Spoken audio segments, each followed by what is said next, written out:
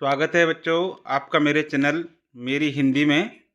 आज का जो विषय है कक्षा 6 का जो पाठ है बचपन, जिसकी लेखिका हैं कृष्णा सोबती।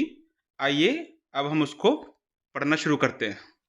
बचपन, ये कहानी कृष्णा सोबती ने लिखी है और इनकी फ़ोटो यहाँ पर ये लगी हुई है कृष्णा सोबती जी की। आप देख सकते हैं, ये रही, ये कृष्णा सोबती जी की फ़ोटो है और इन्होंने जो कहानी लिखी है, अब इस कहानी को हम पढ़ते हैं, आप ध्यान से सुनना। मैं तुम्हें अपने बचपन की ओर ले जाऊंगी। मैं तुमसे कुछ इतनी बड़ी हूं कि तुम्हारी दीदी भी हो सकती हूं, तुम्हारी नानी भी, बड़ी बुआ भी, बड़ी मौसी भी। परिवार में मुझे सभी लोग जीजी कहकर ही पुकारते हैं। हाँ, मैं इन दिनों कुछ बड़ा बड़ा यानी उम्र में सयाना महसूस करने लगी हूँ। शायद इसलिए कि पिछली शताब्दी में पैदा हुई थी। मेरे पहनने ओढ़ने में भी काफ़ी बदलाव आए हैं। पहले मैं रंग बिरंगे कपड़े पहनती रही हूँ, नीला, जामुनी, ग्रे, काला, चॉकलेटी। अब मन कुछ ऐसा करता है कि सफ़ेद पहनो, गहरे नहीं, हल्के रंग। मैंने पिछले दशकों में तरह तरह की पोशाकें पहनी हैं।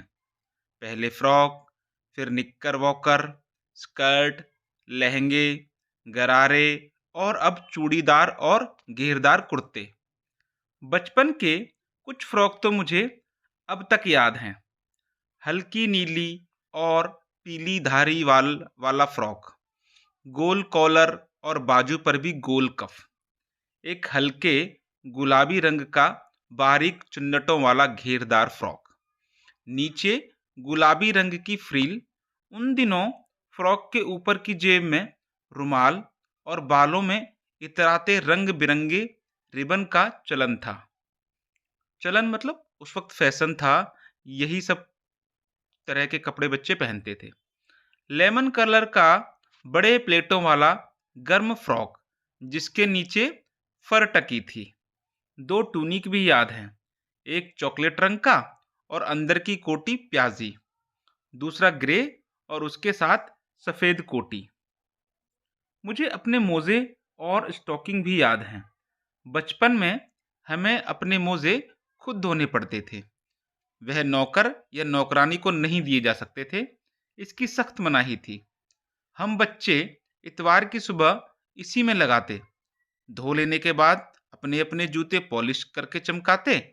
जब जूते कपड़े या ब्रश से रगड़ते तो पॉलिश की चमक उभरने लगती। सर्वर, मुझे आज भी बूट पॉलिश करना अच्छा लगता है।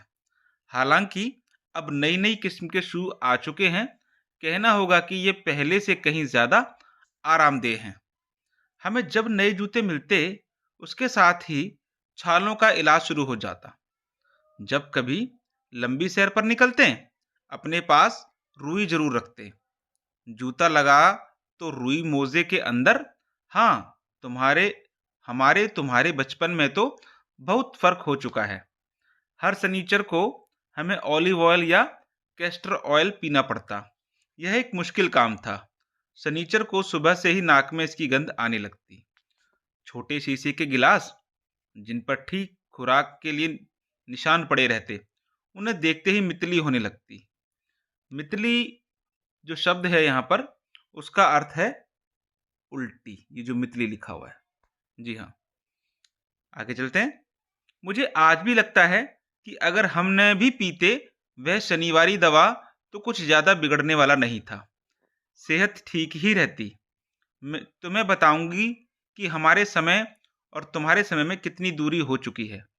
यहाँ तक कि बचपन की दिलचस्पियाँ भी बदल गई हैं। याद रहे, उन दिनों कुछ घरों में ग्रामोफोन थे, रेडियो और टेलीविज़न नहीं थे। हमारे बचपन की कुल्फ़ी आइसक्रीम हो गई है, कचौड़ी समोसा पैटीज़ में बदल गया है, शहतूत और फालसे और खसखस के शरबत कोक पेप्सी में। उन दिनों कोक नहीं, लेमनेड, विम्टो मिलती थी। शिमला और नई दिल्ली में बड़े हुए बच्चों को वेंगर्स और डेविकोस रेस्तरां की चॉकलेट और पेस्ट्री मज़ा देने वाली होती। हम भाई बहनों की ड्यूटी लगती शिमला मॉल से ब्राउन ब्रेड लाने की।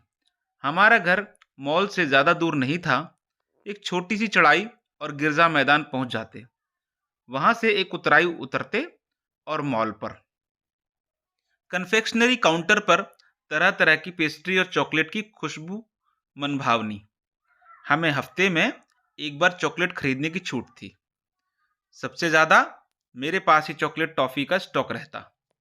मैं चॉकलेट लेकर खड़े खड़े कभी न खाती, घर लौटकर साइड बोर्ड पर रख देती और रात के खाने के बाद बिस्तर में लेटकर मजा ले ले खाती।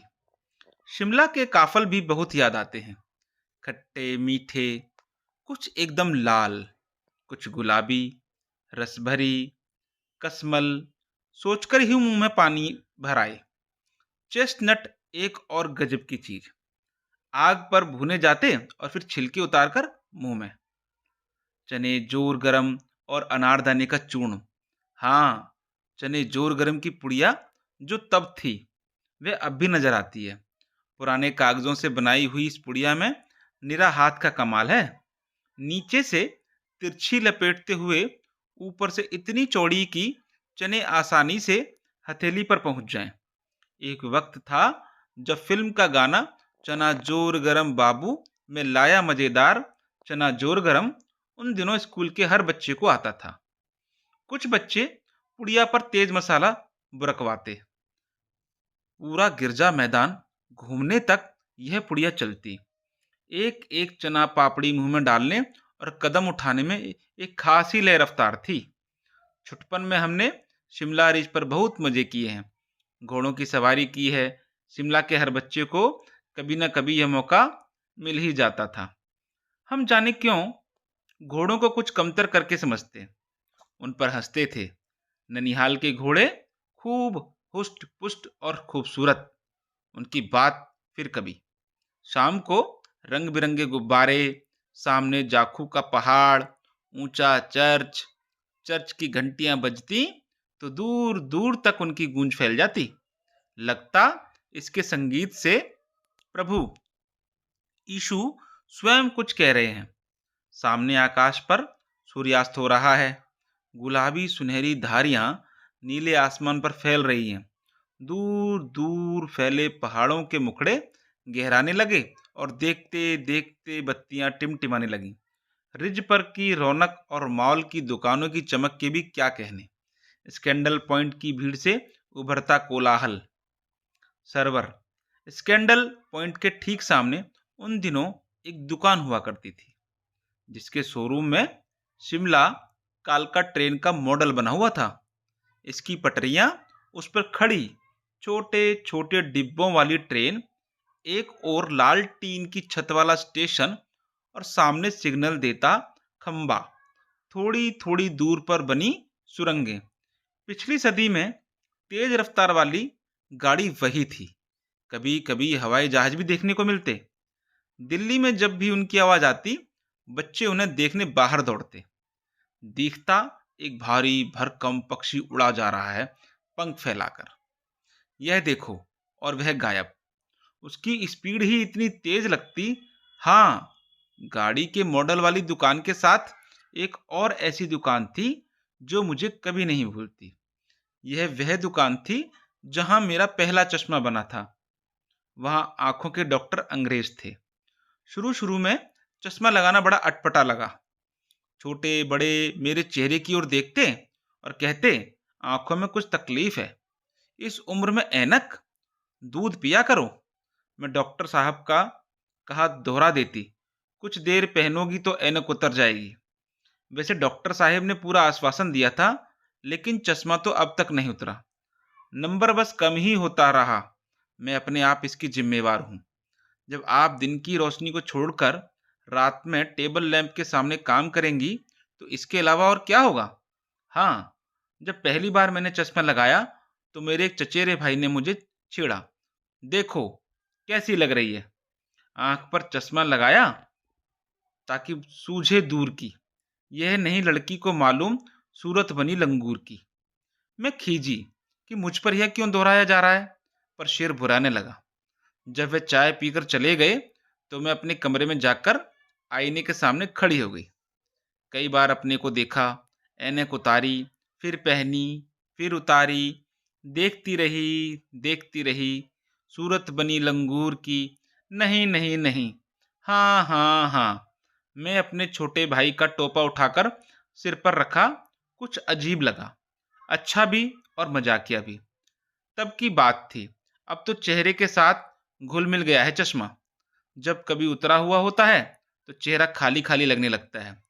याद आ गया वह टोपा, काली फ्रेम का चश्मा और लंगूर की सूरत। हाँ, इन दिनों शिमला में मैं सिर पर टोपी लगाना पसंद करती हूँ। मैंने कई रंगों की जमा कर ली हैं, कहाँ दुपट्टों का ओढ़ना और कहाँ सहज सुहल सुभीते वाली हिमाचली टोपियाँ। ये पाठ बच्चों खत्म हो गया है और ये पाठ मैंने आपके सामने पढ़ लिया है और ये पिक्चर जो आप देख रहे हो यही हैं कृष्णा सोबती और ये इन्होंने चश्मा लगाया हुआ है। इन्होंने अपने बचपन की सारी बातें इस पाठ में कह डाली हैं। इनके बचपन में क्या-क्या चीज़ें थीं, खाने की क्या-क्या चीज़ें थीं, बचपन इनका कहाँ बीता, कैसा बीता, किन चीज़ों में क्या-क्या बदलाव हुआ है। तो इस पाठ को आप 1, 2, 3 जितनी बार चाहे बार-बार सुन सकते हैं। आपको पाठ पढ़ने से पाठ के बारे में पता लगेगा और कृष्णा सोबती जो कहना चाहती हैं वो भी आपको समझ में आएगा। अब हम चलते हैं पाठ के प्रश्न और उत्तर की तरफ। आइए चलते हैं प्रश्न अभ्यास की तरफ।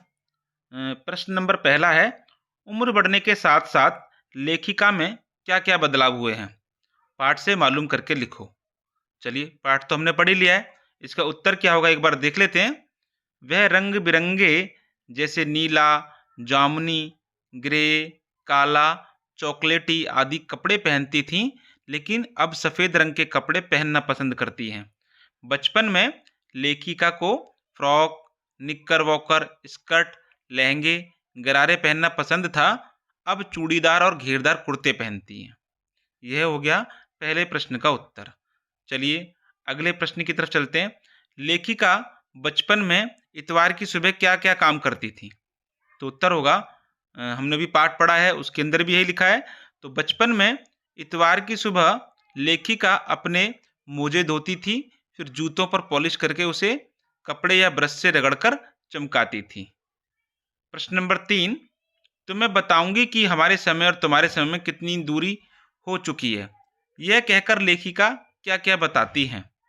तो उत्तर है, लेखिका अपने समय से आज के समय की दूरी को बताने के लिए निम्नलिखित उदाहरण प्रस्तुत कर रही हैं। पहला, कुछ घरों में ग्रामोफोन होते थे, अब उनकी जगह रेडियो और टेलीविजन ने ले ली है। पहले कुल्फी होती थी, अब आइसक्रीम हो गई। कचौड़ी समोसा अब पैटीज में बदल गया है। फालसे और खसखस के शरबत का स्थान कोक और पेप्सी ने ले लिया है। अगला प्रश्न, पाठ से पता करके लिखो कि लेखिका के चश्मे लगाने पर उनके चचेरे भाई ने उन्हें क्यों छेड़ा या क्यों छेड़ते थे? तो उत्तर है, लेखिका रात में टेबल लैंप के सामने बैठकर पढ़ती थी, इस कारण उनकी नज़र कमज़ोर हो गई थी और उसे चश्मा लगाना पड़ा। उनके चचेरे भाई चश्मा लगाने पर उन्हें छेड़ते हुए कहते थे, आँख पर चश्मा लगाया ताकि सूझे दूर की, यह नहीं लड़की को मालूम सूरत बनी लंगूर की। वे लेखिका को तंग करने के लिए ऐसा करते थे। अगला प्रश्न है, लेखिका बचपन में कौन-कौन सी चीज़ें मज़ा ले लेकर खाती थी? उनमें से प्रमुख फलों के नाम लिखो। लेखिका उत्तर लिखेंगे, लेखिका बचपन में चॉकलेट, कुल्फ़ी, शहतूत, फालसे के शरबत, पेस्ट्री तथा फल मज़े ले लेकर खाती थी। फलों में प्रमुख फल काफ़ल और चेस्टनट थे। तो बच्चों यह हो गए प्रश्न और उनके उत्तर और ये पाठ हमारा कंप्लीट होता है इसी वीडियो में। अगली वीडियो में मिलते हैं नए पाठ के साथ और उसके प्रश्न उत्तर के साथ। Thank you.